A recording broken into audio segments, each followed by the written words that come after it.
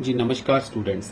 Canada ने 10 अगस्त से जैसे ही पॉलिसीज चेंज करी हैं एसडीएस कैटेगरी में, जब से उन्होंने आईएल्स में ओवरऑल 6 बैंड एक्सेप्ट करना स्टार्ट किया है और पीटीई के ओवरऑल 60 स्कोर एक्सेप्ट करना स्टार्ट किया है, स्टूडेंट्स बहुत ज़्यादा परेशान हो रहे हैं। और आप में से जो भी स्टूडेंट मेरी वीडियो देख रहे हैं उसके दो बड़े रीज़न हो सकते हैं। एक तो वो हैं जिन्होंने आईएल्स को 2 3 4 बार ही ट्राई कर लिया है लेकिन उनका आईएल्स में स्कोर नहीं आ रहा है, अब वो पीटीई करने की सोच रहे हैं। और कुछ स्टूडेंट ऐसे भी हो सकते हैं जिन्होंने पीटीई को 2 3 बार ही ट्राई कर लिया है और अब वो माइंड बना रहे हैं कि अब उनको आइल्स कर लेना चाहिए। तो इन सब चीज़ों की कंफ्यूजन में आप लोगों को निकालने वाला हूँ। एक एक चीज़ आपको फैक्ट के साथ, प्रूफ के साथ बताऊंगा कौन सा एग्ज़ाम ईजी है, कौन सा एग्ज़ाम डिफिकल्ट है, ताकि आप लोगों के पैसे बर्बाद ना हो। तो ध्यान से इस वीडियो को देखिएगा।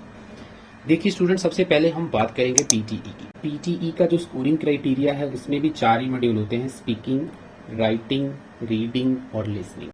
स्टूडेंट्स, मैं आप लोगों को पीटी की स्कोरिंग के बारे में डिटेल में समझाने से पहले आपको बता दूं कि पीटीई में टोटल 20 क्वेश्चन होते हैं। 20 टाइप के क्वेश्चन आपको पूछे जाते हैं चारों सेक्शंस में, और चारों के चारों सेक्शंस आपस में उनकी स्कोरिंग जो है वो शेयरिंग होती है। तो सबसे पहले उसमें हम बात करेंगे स्पीकिंग की। आपको जो स्क्रीन के ऊपर सर्कल्ड वर्ड दिख रहे हैं, ये सर्कल्ड जो मैंने टेक्स्ट किया हुआ है, ये सारे सर्कल जो हैं, इसका मतलब ये है कि ये कुछ ऐसे एरियाज हैं जहां पर पीटीई आपको अच्छा स्कोर दे देती है। आप मेरी बात पे यकीन मत करना, जो पीटीई की ट्रेनिंग देते हैं, पीटीई के चैनल्स हैं, आप वहां पर जाकर भी ध्यान से देख सकते हैं कि कौन से मॉड्यूल्स के ऊपर, कौन से सेक्शंस के ऊपर आप लोगों को जोर दिया जाता है। तो मैं आप लोगों को सिंपल भाषा में समझाना चाहता हूं। जैसे स्पीकिंग की अगर हम बात करें तो आपको ये 4 5 चीजें दिख रही हैं।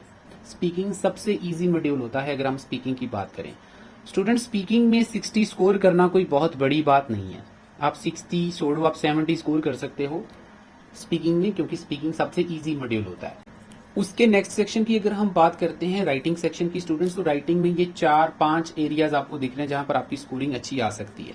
सबसे ज्यादा स्कोर इसमें राइट फ्रॉम डिक्टेशन से आती है। तो सपोज करो अगर हम यहाँ पर राइट फ्रॉम डिक्टेशन से अच्छा स्कोर ले भी लेते हैं, सपोज करो जैसे मैं मान के चलता हूँ हमने 20 स्कोर यहाँ से कर लिया, ठीक है जी। समराइज स्पोकन टेक्स्ट जो होता है उसमें आपका स्कोर मान लो आपका 8 से 10 स्कोर यहाँ पर आ जाता है। और बाकी के जो स्कोरिंग है, जैसे हम अगर हम समराइज टेक्स्ट की बात करें या इसमें जो आपका राइटिंग ऐसे होता है, उसके पूरे पूरे मार्क्स आपको मिल जाते हैं। तो आप थोड़ा सा ध्यान से देखेंगे तो आपको ये जो रीडिंग राइटिंग ब्लैंक्स है ना, ये आपका स्कोर बढ़ने नहीं देगी, क्योंकि इसमें आपको ग्रामर और वोकैबुलरी चाहिए होती है, जो कि सेम आइल्स में भी आपको जरूरत होती है। तो सारे स्कोर आपके हो जाएंगे, लेकिन ये जो रीडिंग राइटिंग ब्लैंक्स हैं इसमें आपको दोबारा से ग्रामर के ऊपर, अपनी वोकैबुलरी के ऊपर फोकस करना पड़ेगा। जब तक आप इसके ऊपर फोकस नहीं करेंगे, स्कोर आना बहुत मुश्किल है। तो ये आपके लिए एक हर्डल है। सेम टू सेम अगर हम रीडिंग सेक्शन की बात करेंगे, काफी चैलेंजिंग है। इसमें रीड अलाउड में स्कोर आपको अच्छा मिल सकता है। उसके बाद अगर हम बात करें तो ये जो सेक्शन है आपको रीडिंग फिलिप्स, रीडिंग फिलिप्स में आपको अच्छा स्कोर मिल सकता है, लेकिन यहां पर आपको स्कोर मिलना बहुत मुश्किल है दोबारा से, क्योंकि ये जो स्कोर हैं 2 सेक्शन में जा रहे हैं। जो reading and writing fill in the blanks हैं, ये 2 सेक्शन में स्कोर जा रहा है, तो इसलिए यहां पर स्कोर मिलना बहुत ज्यादा मुश्किल है।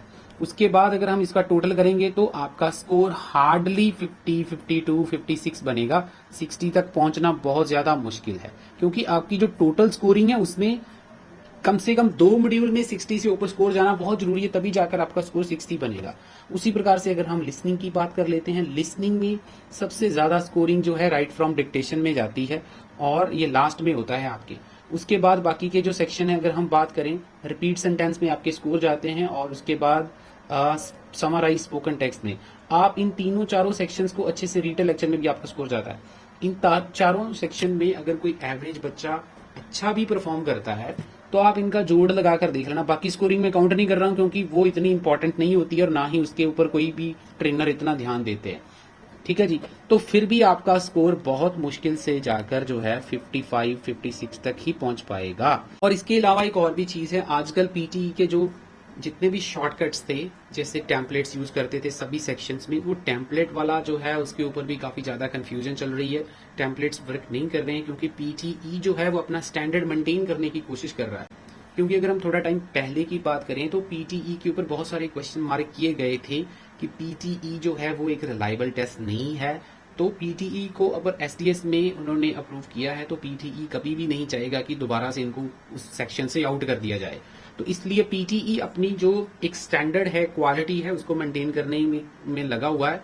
और स्कोरिंग स्टूडेंट्स की इतनी अच्छी नहीं आ रही। आप अपने भाई बहन फ्रेंड से पूछ सकते हैं कि उनका स्कोर कितना आ रहा है, एवरेज स्कोर कितना आ रहा है, और 60 स्कोर लेना कितना डिफिकल्ट है। दूसरी चीज, बहुत सारे स्टूडेंट पिछले टाइम में ऐसे थे जिन्होंने आइल्स में 3-4 बार ट्राई कर लिया, क्योंकि आइल्स में आपको 6 ईच बैंड चाहिए होते थे। अगर हम पहले बात करें 10 अगस्त से, तो 6 ईच बैंड नहीं आते थे। ज्यादातर स्टूडेंट के 2 मॉड्यूल में 5.5 या 2 में 6 आ जाते थे, या 3 में 6 आ जाते थे, 1 में 5.5। तो 3-4 बार ट्राई करने के बाद वो पीटीई की तरफ शिफ्ट हो जाते थे। और आप लोगों को मैं एवरेज स्कोर बता रहा हूं, जो स्टूडेंट आईएल्स को छोड़कर पीटीई की तरफ गए थे, उनका भी एवरेज स्कोर हार्डली 56, 57, 58 तक ही जाता था। 60 से ऊपर स्कोर जाना बहुत मुश्किल था उनके लिए भी। तो स्टूडेंट्स, बहुत ही क्लियर है कि अगर तो आपका 54, 55 स्कोर से काम चल रहा है, जैसे हम ऑस्ट्रेलिया की बात करें तो उसमें चल जाएंगे 56, 57 तक, तो कोई प्रॉब्लम नहीं। लेकिन उससे ज्यादा स्कोर चाहिए तो जितने भी सेक्शन मैंने आपको बताए जो डिफिकल्ट है, उनमें ये चीज ग्रामर, वोकैबुलरी, पंक्चुएशन का रोल बहुत बड़ा है। और पीटी के जो टेम्पलेट्स हैं उसके ऊपर भी क्वेश्चन मार्क है कि कर रहे हैं कि नहीं कर रहे, इसको लेकर बहुत सारी कंफ्यूजन है। नेक्स्ट ड्रॉबैक की बात करें तो स्टूडेंट, पीटीई सारे जो कैनेडियन इंस्टीट्यूशन है वहां पर एक्सेप्टेबल नहीं है। और लास्ट में पीटीई की अगर हम बात करें, इससे आपकी कोई सेल्फ इंप्रूवमेंट नहीं होती है। मतलब ये कोई इंग्लिश की इंप्रूवमेंट करवाने का टेस्ट नहीं, ना ही आपकी कोई स्पीकिंग स्किल्स इंप्रूव होती है, ना ही आपका कोई कॉन्फिडेंस इंप्रूव होता है। ऐसा इसमें कुछ नहीं है। अब हम बात करते हैं आइल्स की। आइल्स भी कोई वो नहीं है कि बहुत ज्यादा इजी है, आइल्स के भी बहुत सारे ड्रॉबैक्स है, तो एक एक चीज आपको बताने वाला हूं। अब स्टूडेंट्स, हम आइल्स की बात करते हैं तो आइल्स में भी अगर आपका ग्रामर और वोकैबुलरी, पंक्चुएशंस एवरेज हैं, आपकी इतनी अच्छी नहीं है, तो आपके लिए 2 मॉड्यूल काफी ज्यादा चैलेंजिंग होने वाले हैं। एक आपका रीडिंग और स्पीकिंग। पहले राइटिंग डिफिकल्ट होती थी, लेकिन आजकल राइटिंग में स्कोर ठीक आ रहा है स्टूडेंट्स का, रीडिंग और स्पीकिंग में स्कोर नहीं आ रहा है। तो ये काफी ज्यादा चैलेंजिंग मॉड्यूल इस टाइम बने हुए हैं। लिसनिंग और राइटिंग जो है कंपैरेटिवली जो है वो काफी ज्यादा इजी है, इसमें स्कोर स्टूडेंट का आ जाता है। अगर आपकी वोकैबुलरी, ग्रामर और पंक्चुएशन एवरेज पकड़ है आपकी, तो भी आप अच्छा स्कोर ले लेंगे। अब हम इसके चार्ट को थोड़ा समझने की कोशिश करते हैं। स्टूडेंट, आइल्स की अगर हम बात करें तो 23 स्कोर आपको चाहिए होता है लिसनिंग में स्कोर करना है, अगर आपको 6, और 23 ही आपको रीडिंग में चाहिए होता है 6 बैंड लेने के लिए। टास्क 1 की जो वेटेज है 4 बैंड के आसपास होती। यहाँ पर बहुत सारे लोग मेरे साथ सहमत नहीं होंगे, वो बोलेंगे 3 बैंड जो है वो टास्क 1 के होते हैं और 6 बैंड जो है वो टास्क 2 के होते हैं। लेकिन मैं बताना चाहूंगा, मेरे को किसी से बहस नहीं करना है, आप लोग आईडीपी से कंफर्म कर सकते हैं ये चीज, क्योंकि हमने उनके साथ ट्रेनिंग किया है और हमें पता है कि क्या असेसमेंट क्राइटेरिया है। एनीवेज, तो 4 बैंड का ये होता है, 5 बैंड का आपका ऐसे होता है। और हम स्पीकिंग की बात करें, उसके 3 पार्ट्स होते हैं। पार्ट 2, पार्ट 3 बहुत ज्यादा इंपॉर्टेंट है अगर आपको 6 से ऊपर स्कोर चाहिए। तो ये कुछ रिक्वायरमेंट्स हैं। अब हम बात करें स्टूडेंट राइटिंग टास्क 1 की और 2 की, तो कोई दिक्कत नहीं है आपको। अगर कोई क्वालिटी ट्रेनर मिल जाता है, अच्छा पढ़ाने वाला, इफेक्टिव क्वालिटी कोचिंग अगर आपको मिल जाती है, तो आपकी ये जो राइटिंग है इसमें 6 स्कोर करना बहुत मुश्किल नहीं है, आप आराम से स्कोर कर सकते हो। लिसनिंग में 6 बैंड लेना कोई मुश्किल बात नहीं है। अगर आपको ट्रेनर साथ में बैठकर कुछ 2, 4, 5 दिन क्लास दे देता है तो कोई मुश्किल नहीं है, आप लोग लिसनिंग में भी अच्छा स्कोर कर सकते हैं। अगर आपको क्लासेस चाहिए तो आपको एक नंबर स्क्रीन के ऊपर डिस्प्ले हो रहा है, आप हमारे साथ कांटेक्ट कर सकते हैं। स्पीकिंग में स्टूडेंट बहुत सारी चीजें होती है। स्पीकिंग एक ऐसा मॉड्यूल है जिसमें आपकी फ्लुएंसी बहुत ज्यादा इंपॉर्टेंट होती है। ग्रामर इसमें इंपॉर्टेंट होती है, लेकिन इतनी इंपॉर्टेंट नहीं होती है जितनी कि इंस्टीट्यूट वाले इसको इंपॉर्टेंस देते हैं। लेकिन हाँ, बाकी के जो तीनों सेक्शन है, अगर मैं लिसनिंग की बात करूं, राइटिंग की बात करूं या रीडिंग की बात करूं, इन तीनों सेक्शंस में ग्रामर बहुत इंपॉर्टेंट होती है। मेरी वीडियोस आप चेक कर सकते हैं, एक एक वीडियो में मैंने ग्रामर की इंपॉर्टेंस बताई हुई है। अब बात कर लेते हैं स्टूडेंट, आपके पास पॉसिबिलिटी क्या है। अगर आपका कमांड एवरेज है तो आपके पास क्या पॉसिबिलिटी, ध्यान से देखिए। अब ओवरऑल 6 बैंड एक्सेप्टेबल हैं, आपके 2 मॉड्यूल में 5.5 हैं, 1 मॉड्यूल में 5.5 हैं, या फिर 1 मॉड्यूल में 5 या 5 से कम बैंड है।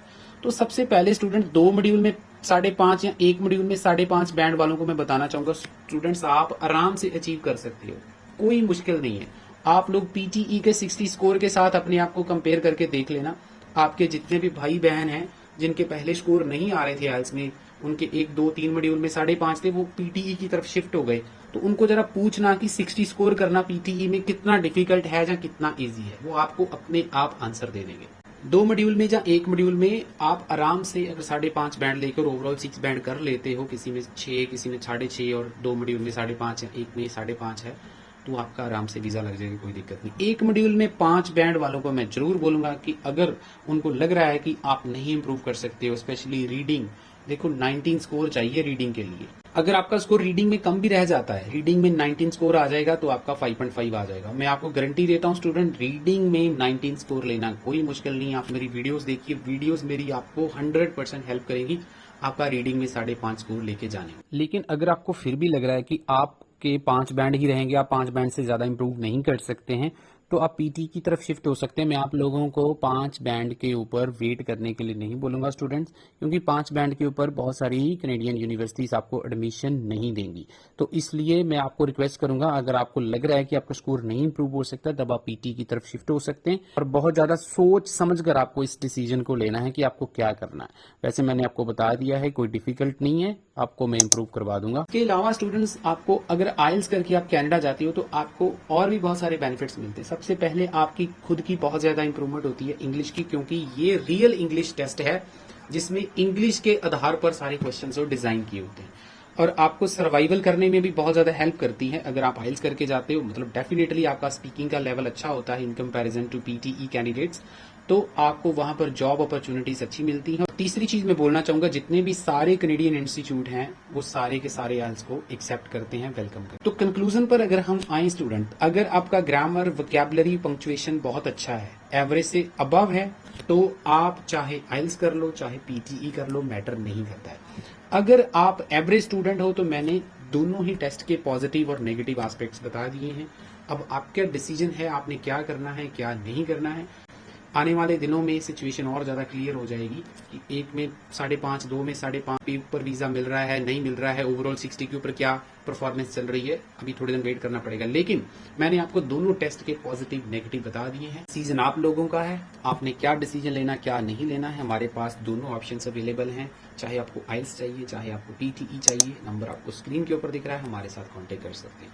होपफुली ये वीडियो से बहुत सारे डाउट्स आपके क्लियर हो गए होंगे। अगर कोई डाउट आपका रह गया है तो कमेंट सेक्शन में मुझे कमेंट कर देना, और आपका डिसीजन जो है प्लीज मुझे जरूर बताना, ताकि हम भी थोड़ा डिसीजन बनाने में हेल्प करें कि स्टूडेंट क्या सोचते हैं आइल्स और पीटीई के बारे में, उनका क्या राय है। तो अपनी राय जरूर रखें कमेंट सेक्शन में। थैंक यू सो मच इस वीडियो को यहाँ तक देखने के लिए, और इस चैनल को जरूर सब्सक्राइब कर लेना, ऐसी इंफॉर्मेटिव वीडियो आपके लिए लेकर आता रहूंगा। Thank you so much.